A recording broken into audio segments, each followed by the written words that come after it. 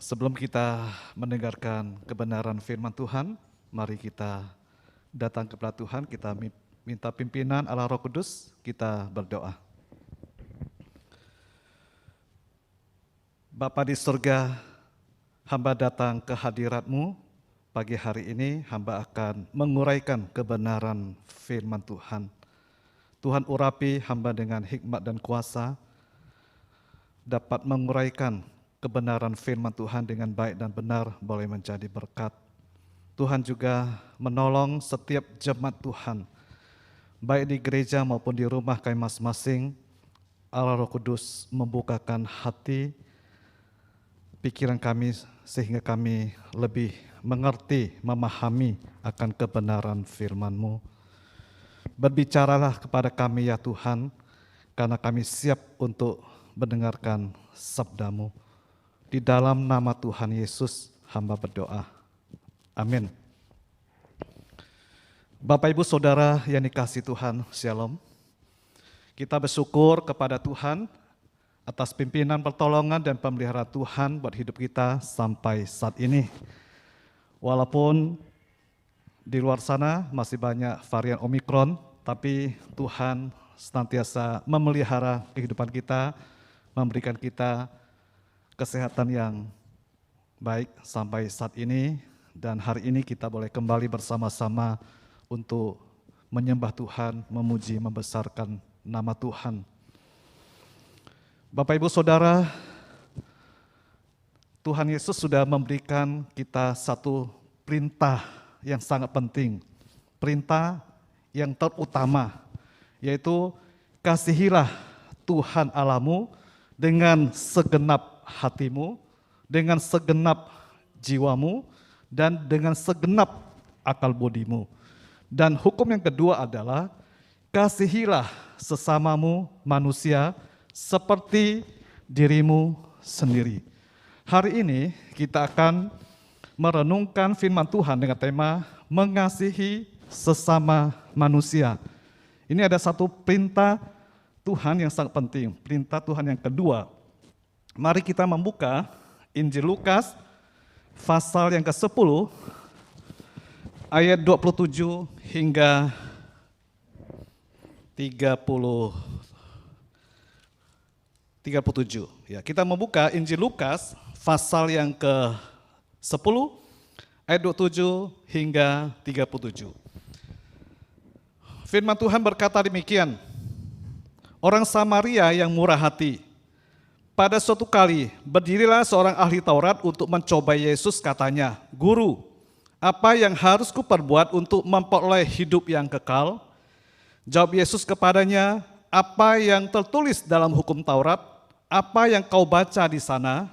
Jawab orang itu, kasihilah Tuhan Allahmu dengan segenap hatimu dan dengan segenap jiwamu dan dengan segenap kekuatanmu, dan dengan segenap akal budimu, dan kasihilah sesamamu manusia seperti dirimu sendiri.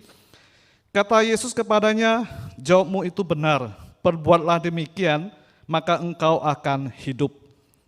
Tetapi untuk membenarkan dirinya, orang itu berkata kepada Yesus, dan siapakah sesamaku manusia?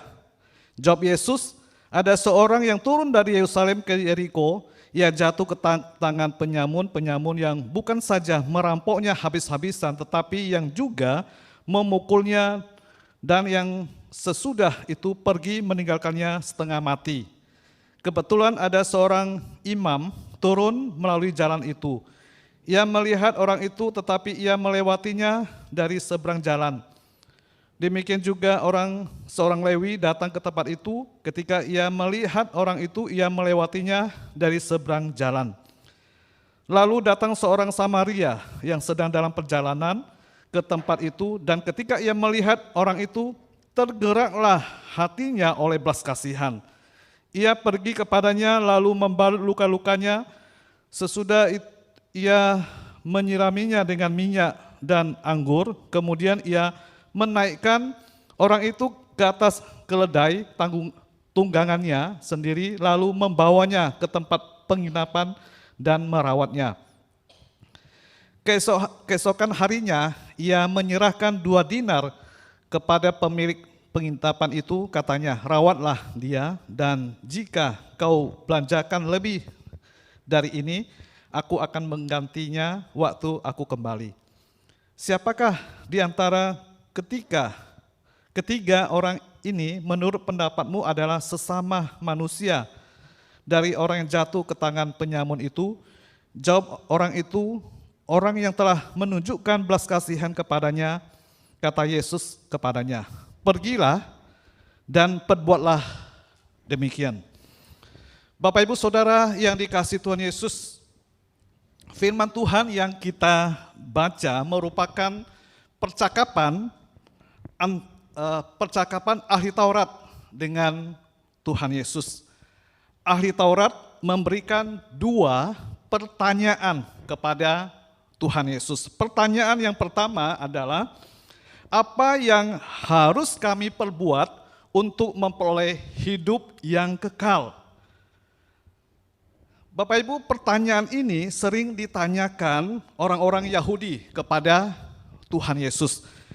Kalau kita baca di dalam Injil Matius pasal yang ke-19 ayat 16, ada seorang muda yang kaya, dia juga bertanya kepada Tuhan Yesus. Dia berkata demikian, Guru, perbuatan baik apakah yang harus kuperbuat untuk memperoleh hidup yang kekal? Demikian juga dengan ahli Taurat mengajukan pertanyaan ini dengan maksud apa? Untuk mencobai, menguji atau menjebak Tuhan Yesus. Ayat yang ke-25 dikatakan, ahli Taurat untuk mencobai Yesus, ya. Katanya, Guru, apa yang harus kuperbuat untuk memperoleh hidup yang kekal? Pertanyaan adalah suatu pertanyaan untuk mencobai, menjebak atau menguji, ya, Tuhan Yesus. Bapak Ibu, seorang ahli Taurat seharusnya ia sudah tahu apa yang harus diperbuat untuk memperoleh hidup yang kekal atau keselamatan dirinya. Karena ia adalah seorang ahli Taurat, seorang rohaniwan, seorang yang menyalin Alkitab, seorang yang meneliti sejarah dan doktrin yang terdapat di dalam Alkitab, seorang yang mengajarkan hukum Taurat, seorang yang mengetahui apa yang diajarkan hukum Taurat. Kalau kita baca di dalam kitab Imamat pasal 19 ayat 18 itu jelas sekali, ya. Seorang ahli Taurat pasti harus mengetahui, ya, mengetahui apa yang diisi dalam hukum Taurat. Tuhan Yesus tidak menjawab pertanyaan ahli Taurat, tetapi Yesus justru bertanya kepada mereka tentang isi hukum Taurat yang biasa mereka pelajari, ajarkan, dan kurang dilakukan. Mereka menjawab isi hukum Taurat adalah, kasihilah Tuhan Allahmu dengan segenap hatimu, dengan segenap jiwamu, dan dengan segenap kekuatanmu, dan dengan segenap akal budimu, dan kasihilah sesama manusia seperti dirimu sendiri. Kata Yesus kepada ahli Taurat, jawabanmu benar, lakukanlah dalam hidupmu. Bapak Ibu, ternyata ahli Taurat selama ini mengetahui kebenaran ini tetapi tidak melakukannya. Maka untuk membenarkan dirinya, ahli Taurat bertanya lagi kepada Tuhan Yesus dengan pertanyaan yang kedua, yaitu siapakah sesama kita manusia? Ya, dikatakan, siapakah sesamaku manusia? Ini pertanyaan ahli Taurat untuk membenarkan dirinya. Bapak Ibu Saudara, pertanyaan siapakah sesamaku manusia? Menurut Leon Morris, ya, menurut Leon Morris itu seorang ahli teolog, penulis pengantar Perjanjian Baru. Ia mengatakan bahwa pertanyaan ahli Taurat tentang siapakah sesamaku adalah pertanyaan karena ia memang tidak mengerti implikasi, ya, arti kata tersebut. Karena bagi mereka sesama itu adalah bangsa Israel. Seperti pertanyaan, apa yang harus aku lakukan supaya beroleh hidup yang kekal? Karena ahli Taurat berpikir bahwa keselamatan itu bisa diperoleh dengan perbuatan saleh atau perbuatan baik manusia. Ia tidak mengerti bahwa keselamatan itu datang dari iman percaya kepada anugerah Tuhan. Itulah sebabnya Tuhan Yesus membawa ahli Taurat ini kepada apa yang ditulis dalam hukum Taurat. Kemudian memerintahkan mereka untuk pergi dan lakukanlah apa yang ditulis dalam hukum Taurat. Bapak Ibu Saudara yang dikasihi Tuhan Yesus, perkataan Tuhan Yesus ini menunjukkan bahwa jika kita mengatakan mengasihi Allah, maka kita harus mengikuti dan mendengarkan perkataan Yesus serta bersandar sepenuhnya kepada Tuhan Yesus. Bukan bersandar kepada kekuatan kita sendiri. Sikap yang benar terhadap Yesus, Kristus itulah yang menunjukkan kita mengasihi Allah. Kalau kita mengasihi Allah, maka kita juga harus ada respon kasih terhadap sesama manusia. Pertanyaan ahli Taurat, siapakah sesama kita? Bapak Ibu Saudara, kata sesama bahasa Yunani yang dipakai adalah plesion. Kata plesion ini memiliki pengertian yaitu dekat. Dekat dengan yang lain atau ramah terhadap sesama. Plesion juga artinya sahabat atau tetangga. Nah, itu adalah sesama kita. Jadi sesama kita adalah orang yang dekat satu sama lain, ramah terhadap sesama, sahabat atau tetangga. Jadi yang dimaksudkan dengan sesama adalah seseorang yang tinggal berdekatan satu dengan yang lain, atau tetangga kita, sahabat kita, orang yang berbeda dengan kita, orang yang beda suku, ras, agama, budaya yang ada di sekitar kita, itu adalah sesama kita. Bapak Ibu Saudara yang dikasihi Tuhan Yesus, apa artinya mengasihi sesama? Arti mengasihi sesama itu artinya pertama adalah kita menolong orang lain tanpa syarat. Nah, itu artinya kita mengasihi sesama manusia. Arti yang pertama adalah kita menolong orang lain tanpa syarat. Kita melihat orang yang dirampok, luka-luka dan kesakitan di jalan. Imam melihat, orang Lewi melihat, orang Samaria melihat orang sakit. Sama-sama mereka melihat.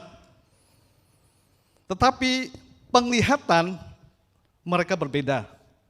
Kalau imam melihat orang sakit, dia jalan terus. Orang Lewi melihat orang sakit, dia jalan terus. Tetapi orang Samaria melihat. Orang Samaria melihat, tetapi penglihatannya itu menahannya untuk tidak jalan terus dan membawanya untuk turun dengan menolong orang yang dirampok itu. Sama-sama melihat orang yang sekarat, yang menderita, yang sakit, tetapi penglihatan mereka berbeda. Imam, seorang yang mengajarkan firman Tuhan, mengerti firman Tuhan, orang Lewi juga, ya. Tetapi mereka melihat orang sakit, mereka jalan terus. Tetapi orang Samaria, kita melihat, dia melihat orang yang sakit itu, penglihatannya itu membawanya untuk turun dan menolong orang yang dirampok itu. Jadi orang Samaria melihat dengan mata lalu turun ke hati. Hati yang menggerakkannya untuk menolong. Orang Samaria datang kepada orang yang malang itu bukan untuk melihat-lihat apa yang terjadi dengan dia, tetapi ia membungkukkan diri dan menolongnya. Pertolongan yang diberikan menunjukkan apa? Kesungguhan hati, Bapak Ibu. Ini yang dilakukan oleh orang Samaria. Dia menolong orang lain tanpa syarat. Saya yakin percaya Bapak Ibu di dalam kehidupan kita juga menolong ya tetangga kita, mungkin tetangga kita yang sedang sakit. Saat ini varian Omikron semakin melonjak, banyak yang menderita sakit. Gereja kita juga menolong ya, kita menolong terutama tim diakonia. Saya lihat cepat sekali bergerak ya, menolong mereka yang mengalami penderitaan yang sakit. Kita memberikan pertolongan, memberikan obat-obatan atau vitamin untuk mereka. Nah itu merupakan satu menolong orang lain tanpa syarat. Siapapun juga mereka, tetangga kita yang sakit menderita, kita menolong ya mereka ya. Yang kedua, arti mengasihi sesama, artinya yang kedua adalah kita menerima orang lain apa adanya, Bapak Ibu. Menerima orang lain apa adanya. Kita melihat orang Samaria dapat menerima orang yang malang, yang menderita itu dengan apa adanya. Ia tidak melihat suku, ras, dan bangsa. Ia tidak melihat status sosial, yaitu kaya dan miskin. Ia memberikan pertolongan kepada orang sakit itu dengan membalut luka-lukanya dikatakan, yaitu untuk apa? Memberikan rasa nyaman dan aman terhadap infeksi. Orang yang sudah menderita, dirampok luka-luka. Tapi orang Samaria ini, dia menerima orang yang menderita, yang dirampok dengan luka-luka dengan apa adanya. Dia membungkukkan badannya, dia membalut luka-lukanya, memberikan rasa nyaman dan aman terhadap infeksi. Ya. Ia merawatnya, dikatakan ia merawatnya itu artinya ia memelihara orang itu atau bersedia berkorban untuk orang itu. Bapak Ibu, apa yang dikorbankan orang Samaria ini? Yaitu ia mengorbankan waktunya. Ya Bapak Ibu ya, dia mengorbankan waktunya, perjalanannya terhalang. Perjalanannya terganggu. Ini yang pertama, dia mengorbankan waktunya. Dia ingin melakukan satu perjalanan, tetapi ada orang yang dirampok, sekarat, menderita. Dia sudah mengorbankan waktunya untuk orang yang menderita itu. Dia juga mengorbankan apa? Tenaganya, Bapak Ibu. Mengorbankan tenaganya untuk apa? Membalut luka-luka, menaikkan orang yang sakit itu ke atas keledai dikatakan, dan membawanya ke suatu tempat untuk apa? Dirawat. Dan ia mengorbankan juga apa? Dana. Dia mengorbankan dananya, membayar uang perawatan dan pengobatan dikatakan di sana ya. Dikatakan di sini, kemudian dia menaikkan orang itu ke atas keledai tunggangannya sendiri, lalu membawanya ke tempat penginapan dan merawatnya. Keesokan harinya ia menyerahkan 2 dinar kepada pemilik penginapan itu katanya, rawatlah dia dan jika kau belanjakan lebih dari ini, aku akan menggantikannya waktu aku kembali. Luar biasa Bapak Ibu, pengorbanan orang Samaria ini kepada orang yang menderita. Dia bukan hanya mengorbankan waktunya yang sudah terhalang, terganggu. Dia juga mengorbankan tenaganya untuk membalut, menaikkan orang ke atas keledainya. Perlu tenaga ya. Dia juga mengorbankan dananya untuk membayar biaya pengobatan dan penginapan. Luar biasa pengorbanan. Bapak Ibu, mengasihi sesama, kita menerima orang lain apa adanya. Kita tidak melihat suku, ras, bangsa, apakah dia status orang kaya atau miskin. semuanya harus kita tolong. Itu adalah sesama kita. Saya yakin percaya kita sebagai jemaat Tuhan, kita juga banyak mengorbankan waktu kita, tenaga kita, dana kita untuk membantu sesama kita yang mengalami sakit di masa pandemi ini. Biarlah kita boleh melakukan terhadap sesama kita yang membutuhkan pertolongan kita. Yang ketiga, apa artinya mengasihi sesama manusia? Arti yang ketiga adalah kita bisa merasakan perasaan orang lain. Kalau kita mengasihi sesama manusia, artinya kita bisa merasakan perasaan orang lain. Kita melihat orang Samaria memiliki hati yang bebelas kasihan. Belas kasihan itu artinya dapat mengerti penderitaan orang lain, turut merasakan kesulitan orang lain, dan hatinya peka akan kondisi orang yang malang itu. Itu adalah orang yang tergerak oleh belas kasihan. Orang Samaria itu tergerak hatinya melihat orang yang terluka dan terkapar di jalan. Ia membalut lukanya dan membawanya ke suatu tempat di mana korban dapat dirawat dan disembuhkan. Jadi Bapak Ibu Saudara yang dikasihi Tuhan Yesus, belas kasihan tanpa tindakan tidak ada gunanya. Sama seperti iman tanpa perbuatan, iman itu mati, kata Yakobus. Tuhan Yesus dimanapun ia berada, Tuhan Yesus selalu peka terhadap kebutuhan orang-orang yang ada di sekitarnya.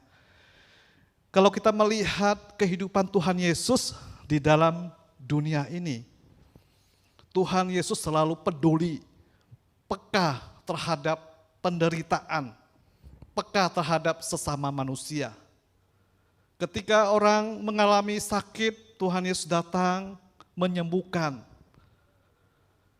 Yang punya pergumulan, Tuhan Yesus memberikan kekuatan penghiburan. Kalau kita baca Injil, bagaimana Tuhan Yesus bebelas kasihan kepada orang-orang yang belum percaya kepada Tuhan. Tuhan Yesus datang memulihkan, menyembuhkan sakit mereka. Tuhan Yesus mendoakan orang-orang yang menderita. Yesus tidak pernah bersikap dingin atau tidak peduli melihat penderitaan orang lain. Sebaliknya Tuhan Yesus selalu melihat hal itu sebagai suatu kesempatan untuk menolong.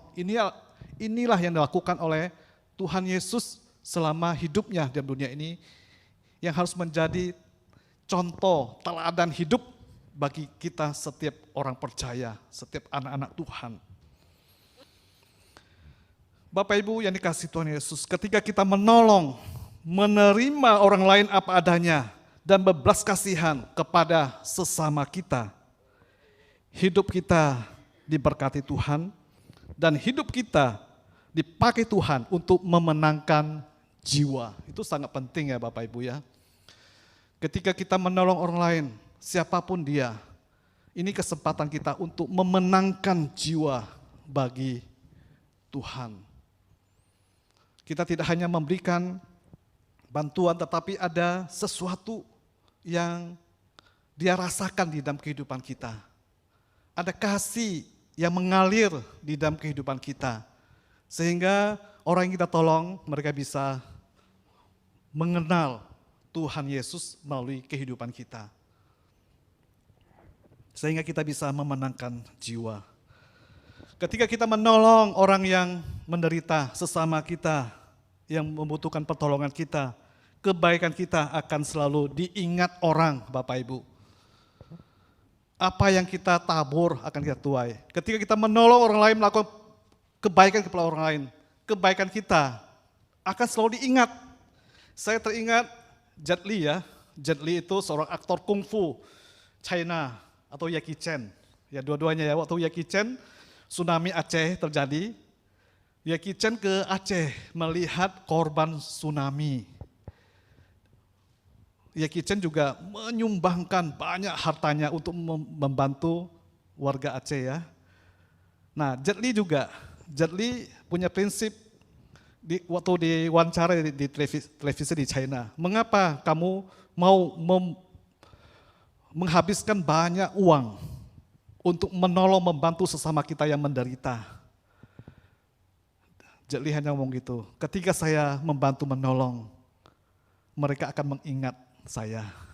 Mereka akan mengingat apa yang saya lakukan, selalu diingat orang. Itu kata Jet Li ya, Jet Li. Jadi apa yang kita lakukan, kebaikan yang kita lakukan kepada sesama, itu akan selalu diingat. Bapak Ibu pasti ingat ya, ketika seseorang menolong kita, membantu kita, merawat kita, memperhatikan kita, pengorbanan dia pasti akan kita ingat sampai saat ini. Tidak akan kita lupakan. Benar Bapak Ibu? Ya. Saya juga ingat siapa saja yang menolong hidup saya dari kecil sampai saat ini. Waktu saya menderita sakit, saya pernah bersaksi waktu saya bekerja di Meliau, tinggal sendirian, saya sakit waktu itu. Ada seorang ibu datang menolong saya, memberikan saya obat, makanan, sampai saat ini saya tetap ingat ya, tidak pernah dilupakan. Sampai kapanpun juga, sampai kita meninggalkan dunia, tetap kita ingat kebaikan orang itu. Jadi apa yang Tuhan Yesus lakukan di kehidupan kita, selalu kita ingat ya, kita bersyukur kebaikan Tuhan, cinta kasih Tuhan yang sudah menyelamatkan kita, selalu kita ingat kebaikan Tuhan, ingat cinta kasih Tuhan. Ya, Tuhan Yesus mengasihi kita. Orang yang mengasihi kita selalu kita ingat. Bapak Ibu Saudara yang dikasihi Tuhan Yesus. Yesus bertanya kepada ahli Taurat, siapakah di antara ketika orang ini menurut pendapatmu adalah sesama manusia? Ahli Taurat menjawab, orang yang telah menunjukkan belas kasihan kepadanya. Kata Yesus kepadanya, pergilah, perbuatlah demikian. Ayat yang ke-37. Jawab orang itu, orang yang telah menunjukkan belas kasihan kepadanya. Kata Yesus kepadanya, pergilah dan perbuatlah demikian. Bapak Ibu, kita melihat di sini Yesus berkata kepada ahli Taurat itu, sekarang pergilah dan lakukanlah perintah Tuhan ini. Jadi Tuhan Yesus juga memberikan perintah kepada kita untuk mengasihi sesama manusia. Jadi karena ini perintah Tuhan, maka harus kita taati dan kita lakukan di dalam kehidupan kita sebagai orang percaya. Jadi perintah Tuhan ini merupakan satu panggilan. Panggilan untuk apa? Menunjukkan belas kasihan ya kepada semua orang yang tidak beruntung, yang teraniaya, tersakiti dan terpinggirkan. Itu harus kita perhatikan, kita tolong. Jadi sebagaimana orang Samaria yang murah hati itu menolong orang yang menderita, yang ia temukan dalam perjalanannya, demikian juga kita perlu menggunakan ya kesempatan yang diberikan kepada kita untuk menolong orang-orang yang ada di sekitar kita, yang dapat kita jumpai dalam perjalanan hidup kita. Jadi di dalam perjalanan hidup kita sampai saat ini pasti kita juga menemui banyak orang-orang di sekitar kita yang memerlukan pertolongan kita. Ya.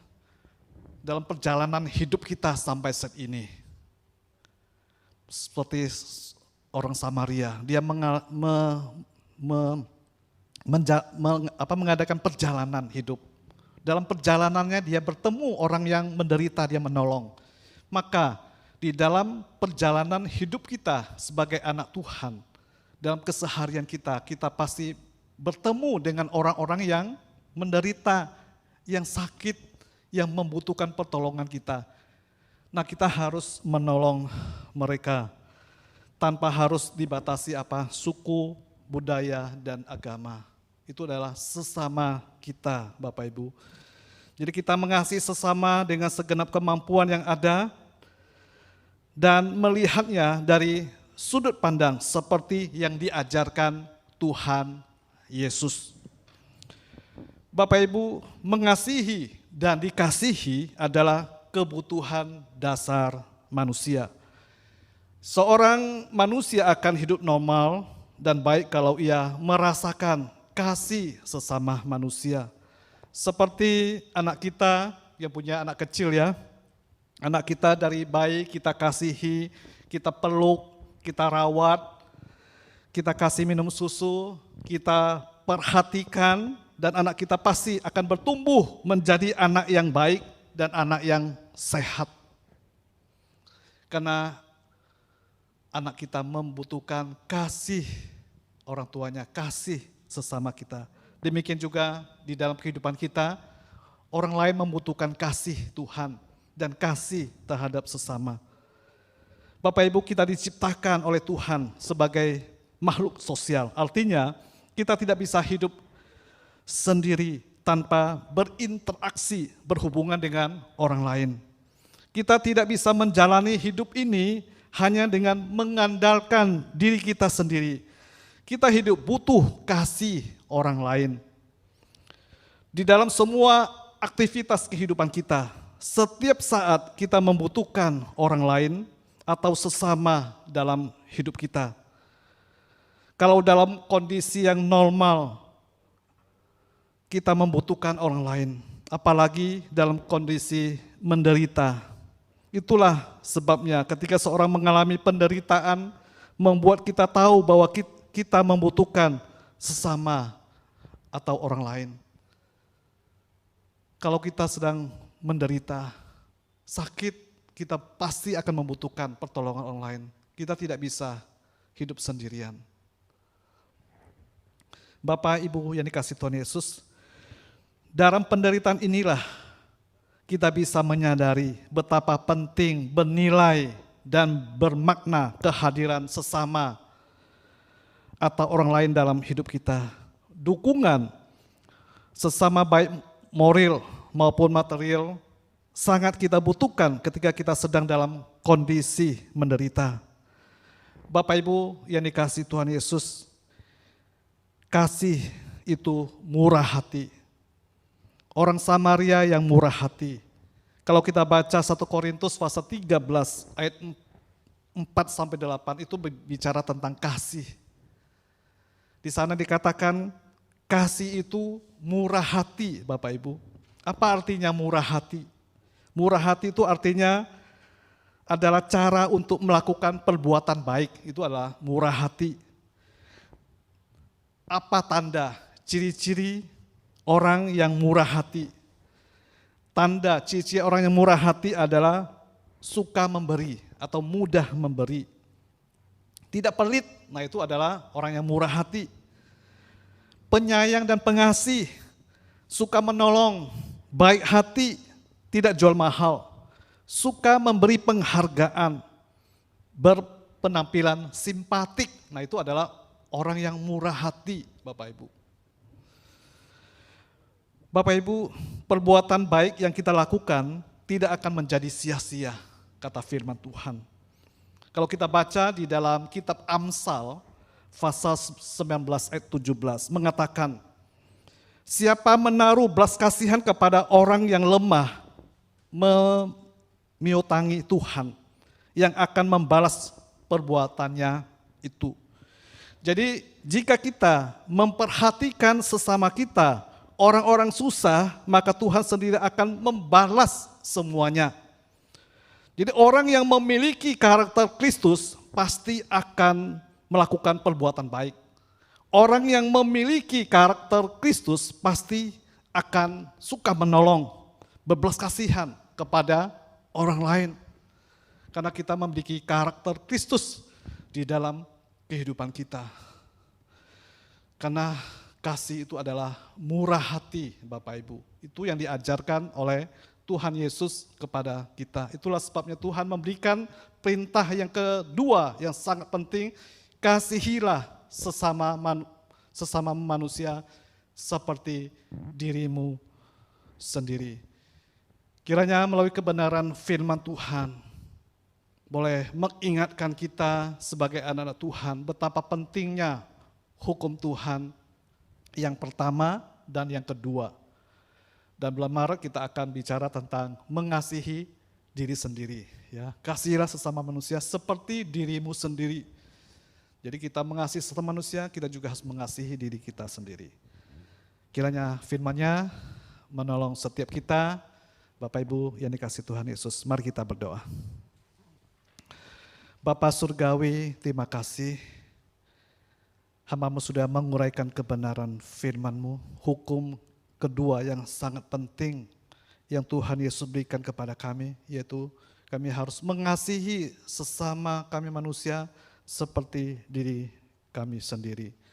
Kami harus mengasihi mereka yang menderita, teraniaya, tersingkirkan, yang membutuhkan pertolongan siapapun mereka yang berhubungan dekat dengan kami, tetangga kami. Terima kasih Tuhan untuk kebenaran firman-Mu.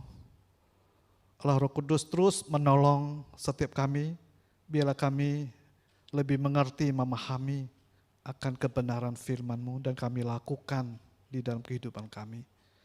Sebentar kami akan menerima perjamuan kudus, Tuhan juga pimpin, Tuhan yang memberkati perjamuan kudus pada hari ini.